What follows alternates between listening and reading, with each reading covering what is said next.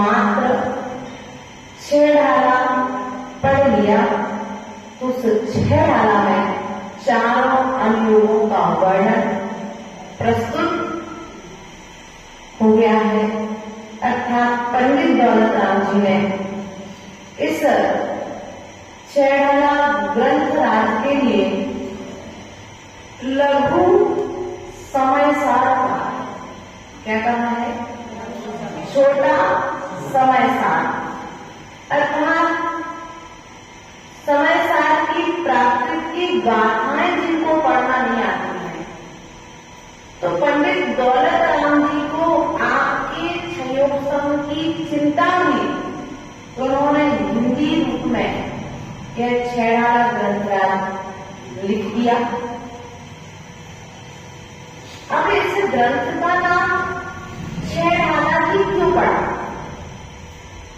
लघु समय सार भी कह सकते थे, अन्यत्र कोई और नाम भी रख सकते थे। तो पंडित जब दौलत राम जी से पूछा गया तो पंडित जी ने कहा कि एक छंद को पढ़ते पढ़ते व्यक्ति ऊब न जाए, तो 6 छंदों में 6 प्रकार के काव्यों की रचना यहाँ पर की गई है। इसलिए 6 छंदों में लिखा होने के कारण इसे 6 ढाला भी कह रहे हैं। अब ढाल अर्थात जब योद्धा युद्ध में युद्ध करने के लिए जाता है रणभूमि में, उस समय आक्रमण से बचने के लिए तलवार के साथ ढाल लेकर के जाता है। क्या लेकर के जाता है? ढाल साथ में लेकर के जाता है। तो उस ढाल से जब सामने वाला दूसरा राजा उसके ऊपर में आक्रमण करता है तो वह ढाल को आंख लगाकर तो उससे अपनी रक्षा कर लेता है। उसी प्रकार से आचार्य भगवान कहते हैं, जब कर्मों के शत्रु, कर्म रूपी शत्रु जब आपके ऊपर आक्रमण करने के लिए आए तो इस 6 ढाला का सहारा ले लेना तो तुम कर्म बंध से बच जाओ। अर्थात कर्म रूपी शत्रुओं से बचने के लिए इस 6 ढाला के लिए ढाल के रूप में कहा गया है। प्रिय बंधुओं, पंडित दौलत राम जी जिन्हें हमने देखा नहीं है, जो पंडित टोडरमल जी के सुपुत्र रहे हैं। टोडरमल जी का नाम सुना? तो वे टोडरमल जी भले लोग किस रूप में उनको जानते हैं, वो लोगों की अपनी अपनी समझ है। वे टोडरमल जी जिन्होंने जिस शासन को विजय बनाए रखने के लिए हाथी के पैर के नीचे मरना स्वीकार कर लिया, लेकिन जिस शासन की ध्वजा को झुकने नहीं किया, ऐसे टोडरमल जी के पुत्र पंडित दौलत राम जी हुए। और उन पंडित दौलत राम जी ने एक अध्यात्म ग्रंथ 6 ढाला हमारे बीच में लेकर के प्रस्तुत किया। यह वास्तविकता में 6 ढाला ग्रंथराज हमारे जीवन को एक जीने की सही दिशा प्रदान करता है, क्योंकि यदि दिशा का ज्ञान नहीं होगा तो व्यक्ति लक्ष्य तक पहुंच नहीं सकता है। पहले आपको अपना लक्ष्य निर्धारित करना पड़ेगा। तो आचार्य भगवंत ने अर्थात पंडित दौलत राम जी ने प्रथम कारिका के माध्यम से चतुर्गति के दुखों का वर्णन किया है। किसका वर्णन किया है? 4 गतियों के दुख। 4 गतियां कौन कौन सी होती नरक गति, त्रियंश गति, देव गति और आप कौन सी गति की हो? बोलो तो, मनुष्य हो कि त्रियंश हो? पक्का मनुष्य हो ना, लेकिन आचरण की अपेक्षा से देखा जाए, बोलो तो, अब अपने हाथ से अपनी बोल, अपने मुख से अपनी चर्चा, क्योंकि इस छेड़ाना में किसी दूसरे की कहानी नहीं है। हमारे लौकिक जीवन में जो हम गलतियां कर रहे हैं, जो पाप कर रहे हैं, जो प्रमाद कर रहे हैं, उस प्रमाद की चर्चा है, क्योंकि प्रमाद का फल है दुख। भैया, प्रमाद करते समय तो हम प्रसन्न होते हैं, लेकिन जब प्रमाद का फल जब उदय में आता है तो व्यक्ति क्या होता है? तो आपके जीवन में मनुष्य गति संबंधी दुख आपको ना भोगना पड़े, इसलिए पंडित दौलत राम जी ने मनुष्य गति संबंधित दुख, त्रियंश गति संबंधित दुख, नरक गति संबंधित दुख और तो और अब यहां से ज्यादा होना है। देख, कहां पर जाओगे? यदि अच्छा आचरण रहा तो कहां जाओगे? देव गति में। तो पंडित दौलत राम जी ने कहा उस देव गति में भी सुख है क्या? उस देव गति में भी सुख नहीं है। तो सुख कहां पर है? तो उसके बाद में आचार्य भगवंत ने पहले दुखों से परिचय कराया, फिर दुखों के बाद उन दुखों से बचने का उपाय बताया है। फिर बंधु प्रारंभ करते हैं छेड़ाला की प्रथम कारिका के माध्यम से।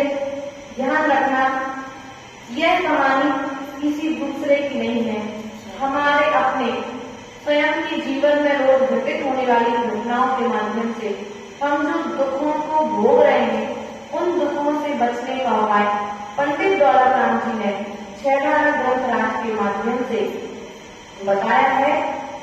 तीन भुवन में समार बीते राग के ज्ञान का, सिद्ध स्वरूप शिवकार नमो वियोग समारिते। तीन भुवन में सार, कौन है तीन भुवन में सार? बीत राग, बीत राग अर्थात राग द्वेष से, और हम किससे सहज हैं? संसार में बांधने के कारण, संसार में रखने की कारण मात्र दो ही है, राग और कितनी मात्रा में कर रहे हैं?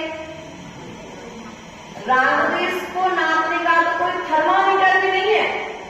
बुखार को नापने के लिए तो थर्मामीटर है, लेकिन राग द्वेष को नापने का कोई थर्मामीटर है क्या?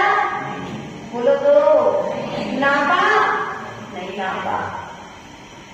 बुखार आ गया, माता जी थर्मामीटर लगा दो, पता पड़ जाएगा कितना है। माता जी कह रहे थे सुबह से, हमने कहा बेटा बुखार तो नाप लोगे, लेकिन राग द्वेष अर्थात छेड़ाना पड़ रहे थे। जो श्रावकों के बीच में राग द्वेष चलता है, कितनी तीव्र मात्रा में चलता है, उसकी कोई मर्यादा है?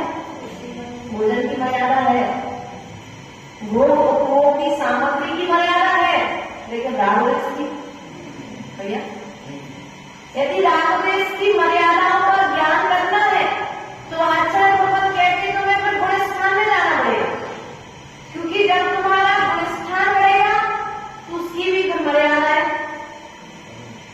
कब जाएगी? अनंतानुभूति, अप्रत्याख्यान, प्रत्याख्यान, संजुलन के भेद से उसमें भी घटवट घटोत्तरी हो जाएगी। लेकिन हमारी स्थिति क्या है? हम सब कुछ कर सकते हैं, लेकिन राग द्वेष नहीं छोड़ सकते। छोड़ सकते क्या? बोलो तो, छोड़ सकते हो, क्योंकि ये किस चीज का पुरुषार्थ चल रहा है? राग को छोड़ने का पुरुषार्थ चल रहा है। माता जी हमें तो बिल्कुल राग नहीं है अपने परिवार से, मौका मिले तो हम तो चुटकी में छोड़ करके भैया नहीं। है। आचार्य भगवान कहते हैं राम की अपेक्षा द्वेष अच्छा है। क्या? द्वेष दिख जाता है लेकिन राम दिखता नहीं। राम उस कंडे की आग की तरह है जो भीतर भीतर आग जलती है, वो कंडे के अंदर की आग दिखती नहीं है। उसी प्रकार से हमारे भीतर में जो राम होता है वह दिखता नहीं है लेकिन होता है। तो आचार्य भगवान कहते हैं ऐसे राम और द्वेष से जो रहते हैं, किससे रहते हैं? अब भगवान के पास क्यों आते हो आप लोग?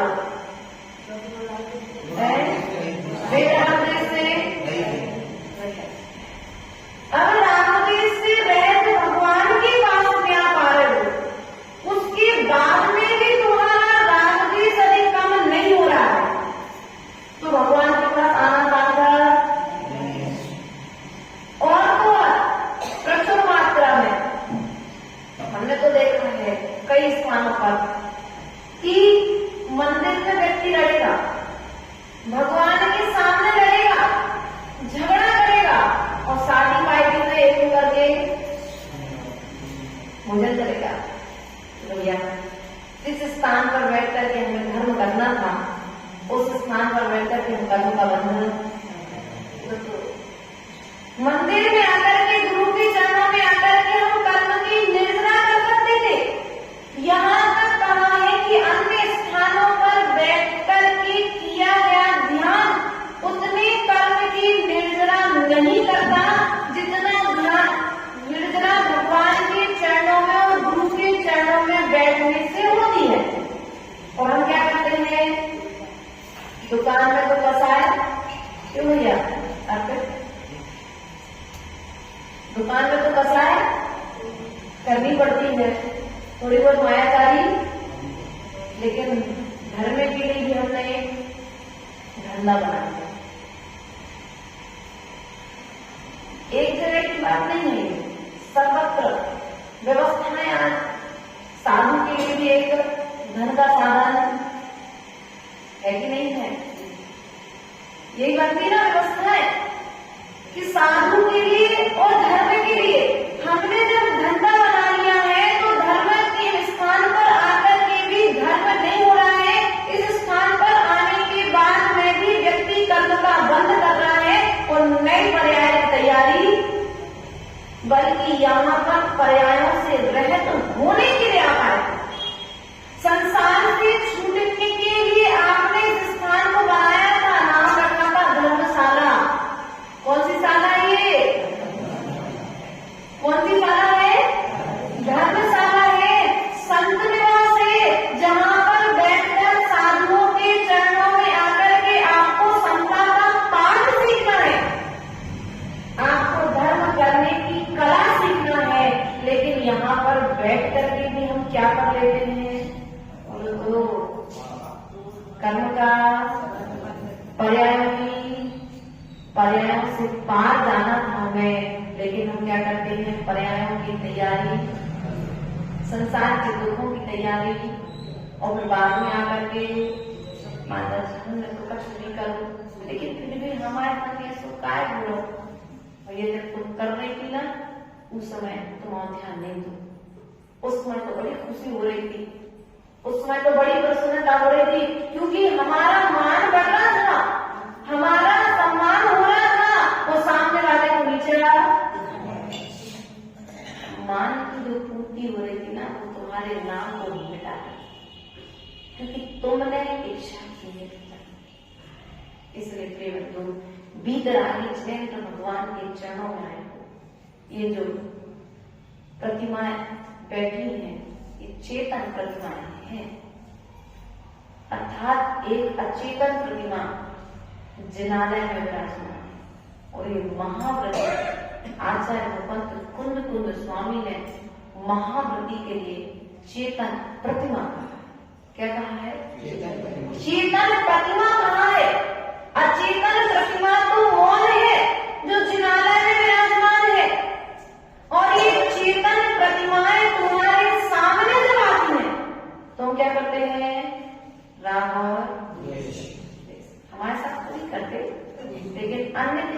जब देखने में आती, सुनने में आती तो बड़ा दुख होता है। हम श्रावक हैं, हमारा कर्तव्य क्या है? मात्र भगवान की पूजन करके हमारा कार्य क्यों पूरा? भैया रोहित, 6 आवश्यक कर्तव्य हैं आपके। 6 आवश्यक कर्तव्यों में से आप कितने कर्तव्यों का पालन करते हैं? माता बोलो तो, कितने आवश्यक कर्तव्यों का पालन आप रोज करते हो? कर सकते हो, लेकिन करते? अब जब आज व्यवस्था है, शरीर स्वस्थ है, इंद्रियां अच्छे से काम कर रही हैं, कानों से अच्छा सुनाई दे रहा है, मुख से अच्छा बोल पा रहे हैं, आंखों से अच्छा देख पा रहे हैं, इस मस्तिष्क में चाहे थे तो जिनवाणी की बातों को रख सकते थे, लेकिन हमने इस मस्तिष्क में क्या रखा? कांग्रेस की। अपना बेटा आ गया तो दिया इतना अच्छा है, और दूसरे का बेटा आ गया तो क्षमा सागर जी के प्रवचन एक बार सुन रहे थे, बहुत पहले की बात है। उसमें उन्होंने कहा था कि अपना बेटा आया और गंदा भी है, अच्छा है, राजा बेटा है, और दूसरे का बेटा आ जाए तो बोलो तो द्वेष। अपना बेटा उन्होंने कहा अगर नाक भी बह रही, लार भी बह रही तो अच्छा है, और दूसरे का बेटा यदि स्वच्छ साफ भी है तो गंदा लगता है। क्यों? तुम्हारी दृष्टि में विराग द्वेष चलता है, और जब तक राग द्वेष चलेगा तब तक तुम्हारा संसार चलता है। आचार्य भगवत पूज्य पास स्वामी ने राग द्वेष को बतलाने के लिए इष्टोपदेश ग्रंथ राज की कारिका राग द्वेष द्वयी दीर्घा नेत्राकर्षण कर्मणा अज्ञानात् चरम जीवा संसार राग भ्रमत सब, अर्थात संसार में भ्रमण कराने वाली कौन है? मथानी देखी? मथानी दही क्यों पीता? करते हो काम का है। मथानी में क्या होता है? पहले के समय में उस रस्सी को, मथानी को एक से बांध दिया जाता था, एक रस्सी इधर से खींचते थे, दूसरी को ढीला कर देते थे, जब दूसरे को खींचते तो एक को ढीला कर देते थे। उसी प्रकार से हमारी स्थिति है। व्यक्ति एक साथ में दोनों चीजें नहीं करता, एक समय में राग करता है तो दूसरे समय में द्वेष करता है। अब यदि तुम सोचो कि हम राग करके कर्म से बच रहे हैं, तो भी कर्म से रस्सी से तो मथानी कसी हुई है, और द्वेष करके हम ऐसा सोच रहे हैं कि हम कर्म बंधन से बचे हैं, तो भी हम द्वेष करके भी मथानी क्या है उससे बंधी हुई। उसी प्रकार से तो जीव की स्थिति है। और अनादिकाल से क्या है? माता जी हम तो छोड़ दें राग द्वेष, लेकिन हम बार बार सोचते कि हमें गुस्सा ना आए, हम बार बार सोचते कि हमारा राग बच्चों के प्रति ना जाए, हम बार बार अभ्यास करते हैं, लेकिन फिर भी मन बार बार वहीं पर चला जाता है। तो समय साल में आचार्य भगवत कुंद कुंद स्वामी ने कारिका नंबर 4 के माध्यम से तुम्हारे इस प्रश्न का उत्तर भी दे दिया। उन्होंने कहा कि ये जीव तू चिंतित मत हो, तुम्हारा आज मन नहीं लग रहा है, कोई बात नहीं। क्यों नहीं लग रहा है? सुध परिचिदान भूया सबस्वी काम भोग बंद गया, अर्थात ये जो काम भोग बंद की कथाएं हैं, ये इस जीव ने अनादिकाल से, कब से की है? अनादिकाल से। अनादिकाल अर्थात कब से? आदिनाथ की पहले से जीव है। कब से ये जीव?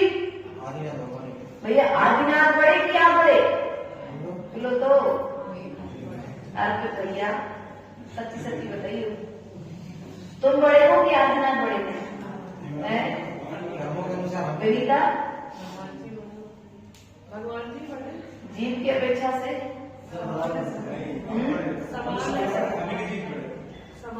जीव की अपेक्षा से अभी की जीव जो भी है वो बड़े एक देखो वो कर्म तो क्षय करके जा चुके हैं। आदिनाथ का जीव और हमारा जीव दोनों का जीव समान है, अनादिकाल से। लेकिन आज आदिनाथ की जयकारा हो रही, आज आदिनाथ को नमस्कार कर रहे, आज आदिनाथ भगवान की पूजन कर रहे। इसका कारण क्या है? जो हमें करना है वो वे करना है। जिस चीज के लिए हम पुरुषार्थ कर रहे हैं वो पुरुषार्थ उन्होंने सिद्ध कर लिया। उन्हें अपने अब उन्हें कोई भी कार्य करना शेष नहीं रह गया है। इसलिए कर्मों की अपेक्षा से तो वे महान हो चुके हैं, लेकिन जीव की अपेक्षा से, गुणों की अपेक्षा से यदि देखा जाए तो जितने गुण आदिनाथ में आज है उतने ही गुण हमारे अंदर में आज है। एक भी गुण कम है क्या?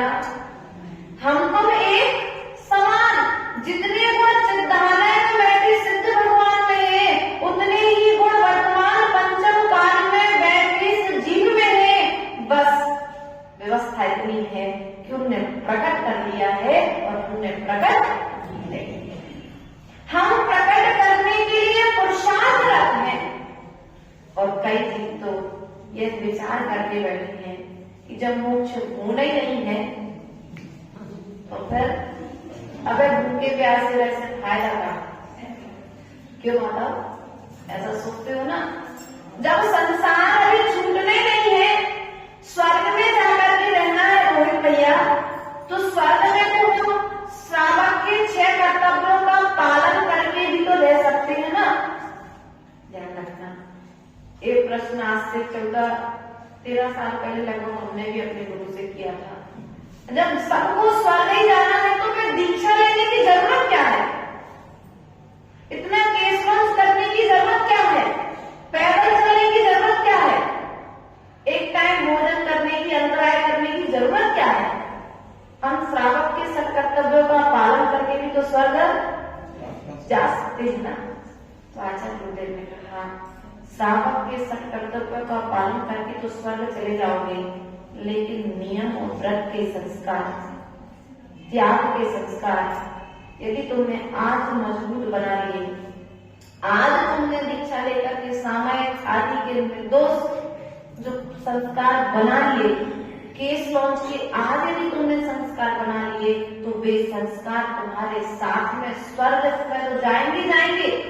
स्वर्ग में जरूरत नहीं पड़ेगी केस लॉन्च करने की, लेकिन स्वर्ग से जब निकल करके तुम मनुष्य बनोगे तो वे तत्काल संस्कार पल्लवित होकर के तुम्हें भीतर से दीक्षा लेने की प्रेरणा देंगे। और जैसे ही चतुर्थ काल आएगा तुम दीक्षा लेकर के अपना कल्याण फिर जाकर के वहां पर विषय भोगों में 32 रानियां तुम्हारे साथ में रहेंगी स्वर्ग में।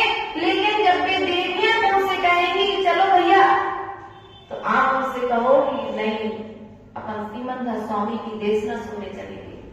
जो यहाँ पर जिनवाणी सुनेगा उसे वहां पर भी जिनवाणी सुनने का मन होगा। जो यहाँ पर सामायिक करेगा तो देव बन करके ही वो सामायिक, बोलो तो आहारता नहीं दे सकता देव, लेकिन सामायिक तो क्यों आया कहीं ग्रंथ में कि सामायिक ना कर सकता हूँ देव, पूजन ना कर सकता हूँ देव, दिव्य देशना ना सुन सकता हूँ देव, ये सब काम तो देव। एक फायदा है आपके पास, बेनिफिट मनुष्य पर्याय का। कौन सा? स्वर्ग के देव मूल्यांकन को हानि दे सकते। क्या? स्वर्ग के देव संयम धारण नहीं कर सकते, स्वर्ग के देव मुनि नहीं बन सकते, वे तरसते हैं। देवियां आदि का व्रत धारण नहीं कर सकते, वे तरसती हैं। क्यों? क्योंकि व्यवस्था वहां पर वैसी है कि वे संयम धारण नहीं कर पाएंगे। और हम मनुष्यों के पास में ये व्यवस्थाएं हैं, हम लेकिन फिर भी हम क्या करते हैं? लेना क्या फायदा? स्वर्ग तो जाना ही है, जरूरी नहीं है। लेकिन तुमने दीक्षा ले ली, अभी श्रावक हो, पक्की टिकट नहीं है तुम्हारे पास, पक्की टिकट, लेकिन पीछे का मंडल आ गया तो रिजर्वेशन पक्का हो गया। अब जब ट्रेन आएगी तो तुम अपने सीट पर जाकर व्यवस्थित बैठ जाना। अभी नहीं, पक्की रिजर्वेशन हो गए, क्योंकि निर्दोष शरीर का पालन कर रहे हैं ना। कब की रिजर्वेशन? जब तक भैया अभी नाम आया नहीं, लिस्ट में है, अभी टिकट कंफर्म, वेटिंग लिस्ट में चल रही है टिकट, तो क्या सेकंड ही पहुंच जाओगे भैया? सुनो तो, क्यों भैया वेटिंग लिस्ट में सुनो तो, तत्काल के अभी के अभी संस्कार रहेंगे तो तत्काल में लेने का भाव होगा। अरे समझ में मंडी जीत में बैठे हम मंडी जीत वाले ज्यादा। रोहित भैया यदि तत्काल में भी मौका मिलेगा ना, तो माली की जैसे जीव समूह शरण से उठ के चले गए, ध्यान रखना यदि संस्कार होता तो उसी समय वे साधना करके जा सकते थे, लेकिन कसाय का उदय समूह शरण से उठा कर ले गया। और तो उस माली जी के जीव ने जब धर्म का विच्छेद हुआ, उस जीव ने नाना तरह की पर्यायों को भोग करके, नाना तरह के दुखों को भोग करके, मात्र द्वेष के कारण अहंकार मान मन में आ गया। यदि मान मन में ना आए तो व्यक्ति की ख्याति, नाम, पुरुषता तो जगत में हो जाए। मान आ गया मन में, अहंकार आ गया, और अहंकार जब आया तो आदिनाथ का अनादर करवा दिया। मेरा भी समोसन लगेगा तो फिर मैं तुम्हारे समोसन में क्यों लगेगा? उठ करके समोसा उठ करके गया। कितने समय तक उसे भटकना पड़ा। कई बार कौवा बना, तो कई बार वैश्य बना, कई बार गधा बना, कई बार सुअर बना, आदि आदि व्यवस्था महावीर पुराण में आती है, पढ़े। कितनी गुणों तक हर जीव होगा, घूमा, दुखों को होगा, और दुखों को भोगने के बाद में भी उस जीव ने स्वयं धर्म का विच्छेद करके नाना तरह के मत चलाए, और जब स्वयं महावीर बना तो उन मतों का विच्छेद नहीं कर पाया, उन मतों के लिए शांत नहीं कर पाया। अर्थात 363 मत उस जीव ने चलाए, और 363 मतों का खंडन, मिथ्यात्व का इतना अधिक प्रसार उसने किया, प्रचार किया कि उस मिथ्यात्व को महावीर बनकर के ही जब इस पृथ्वी तल पर आया उस समय नहीं पाया। इसलिए प्रिय बंधु, राग और द्वेष की आड़ में आकर के ऐसा कोई काम मत करो कि तुम स्वयं उसे समय नहीं पाओ। तुम स्वयं बैठ करके भी तो उसकी सफाई ना दे पाओ। इतनी गंदगी राग और द्वेष के माध्यम से जगत में मत लगा, क्योंकि लोग वीतरागी प्रभु के चरणों में रो जाते हैं, वीतराग का नमस्कार करते हैं। क्या वीतराग भावों से करते हैं? भैया वीतरागी भगवान के चरणों में आकर के क्या हम वीतरागता के साथ नमस्कार करते हैं? वीतरागी भगवान में भी राग, अरे ये तो हमारी करुणा है, जहन ये तो हमारी बेटी है, ये तो हमारा 76 टका है, ये हमारा 4 टका है। अरे इस बेटी में जो सोने का काम हुआ ना, ये हमने तो करवाया था। क्या वीतरागी भगवान के पास आए थे वीतराग करवाने के लिए, लेकिन वो भीतर में राग रखा था। सो वीतरागी भगवान के पास में आने के बाद में भी वीतराग का प्राप्त, माता जी हम तो कुछ करते ही नहीं है, लेकिन फिर भी हमारे साथ गलत। आप कैसे गलत करते हो? वो गलत करने का आपका तरीका, क्योंकि व्यक्ति शरीर से कम करता है, काया से कम पाप करता है, मन से ज्यादा। और मन से जो तुम पाप करते हो, उस मन से किए गए पाप का फल भी आपको भोगना। माता जी मात्र मन और वचन की भोगना पड़ेगी, काय की भोगना पड़ेंगे। आप मन से जितना पाप करोगे उसका भी कर्म का फल आपको मिलने वाला है। आप वचन से जो काम करोगे उसका फल भी आपको मिलने वाला है, और जो काया से काम करोगे उसका फल भी आपको मिलने वाला है। बोलो तो पड़ोसी को तो मिलेगा क्या? परिवार को नहीं मिलेगा।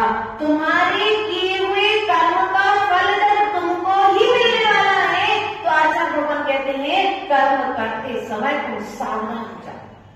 जैसे गाड़ी चलाते समय आता है भैया सावधान, दुर्घटनाग्रस्त क्षेत्र, आप तत्काल सावधान भैया, विजय भैया हो जाते कि नहीं जाते? गाड़ी ड्राइवर कहते भैया मोड़ आ रहे हैं ज्यादा, थोड़ा सावधानी से गाड़ी चला।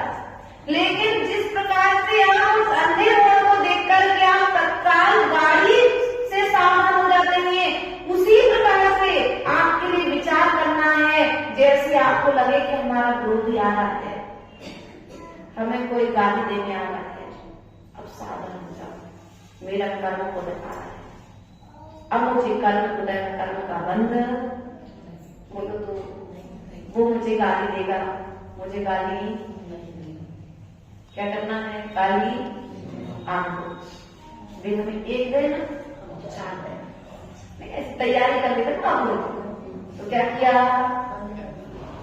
वीतरागी के पास तो आए थे, लेकिन वीतराग का प्राप्त छेड़ाला सरल नहीं है, छेड़ाला सरल नहीं है। एक एक शब्द में रहस्य भरा है, एक एक शब्द में यदि बोला जाए तो 1-1 घंटा वाचना हो जाए, इतना रहस्यमयी पंडित जी ने लिख करके रखा है। और पंडित जी ने जब छेड़ाला उन्होंने तो कुछ छंदों में लिख करके तैयार की है।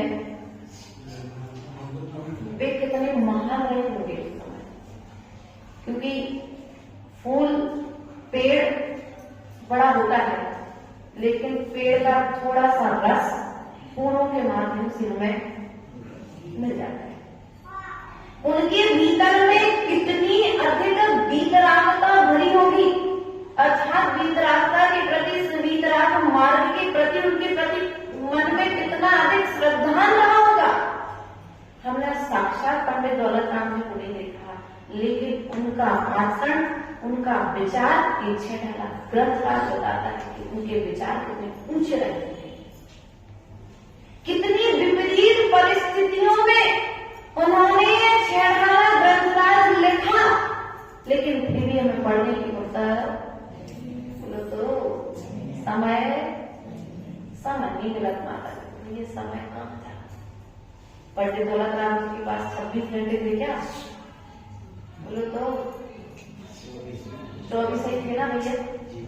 24 घंटा को आप जितना समय अपना वीतरागी प्रभु के कहे हुए वचनों पर विचार करने में लगाओगे, क्योंकि जो कर्म आज आपके जीवन में आया है उस कर्म को भोगने वाले आप पहले नहीं हैं।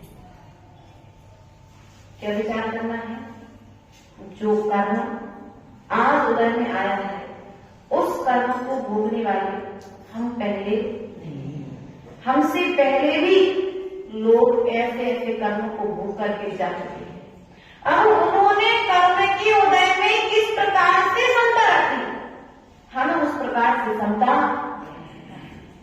अभी श्रीपाल चरित्र चल रहा था, तो श्रीपाल चरित्र में मैना सुंदरी का जब विवाह श्रीपाल से हो गया, जब तक विवाह नहीं हुआ था तब तक मैना सुंदरी की कोई प्रतिक्रिया नहीं थी, लेकिन जब विवाह हो गया तो उसके पति के विषय में यदि कोई कुछ शब्द कह रहा था तो वो शब्द मैना सुंदरी को चुभ रहे,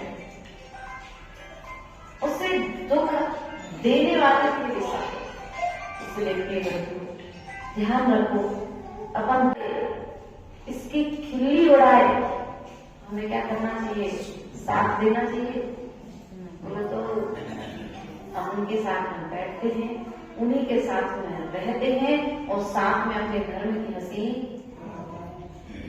हम स्वयं भी mobile, video, photo, paper, media के माध्यम से वीतराग के अच्छे शासन में आए थे, इस शासन की महिमा समझो।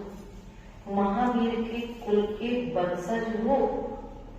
जब कभी अंगुली 24 जब आएगी और वहां पर कोई प्रश्न जब करेगा तो पूछा जाएगा कि महावीर के शासन काल में कितने लोगों ने दीक्षा ली थी, तो रोहित भैया हम लोगों का नाम शासन काल में आ जाएगा।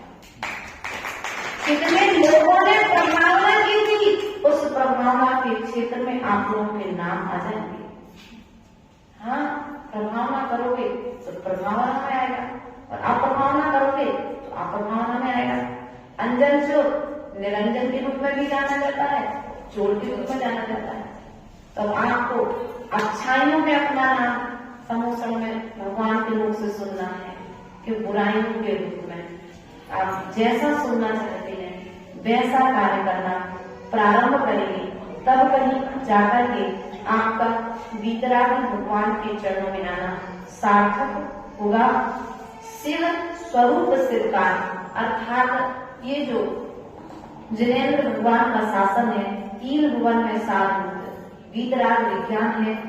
शिव स्वरूप अर्थात आनंद को देने वाला, शिव का अर्थात मोक्ष को देने वाला है। नमः त्रियोग समार्गे में वीतराग भगवान को मन योग, वचन योग और कार्य योग, किसको समार्जन करना है? एक को नहीं, तीनों को। मन योग, वचन योग और मन योग, वचन योग, कार्य। हम तो भैया अच्छी बैठ के नमस्कार कर लेंगे, लेकिन भगवान के सामने बैठे तो हाथ जोड़कर बोलो, मन कहाँ जा रहा है?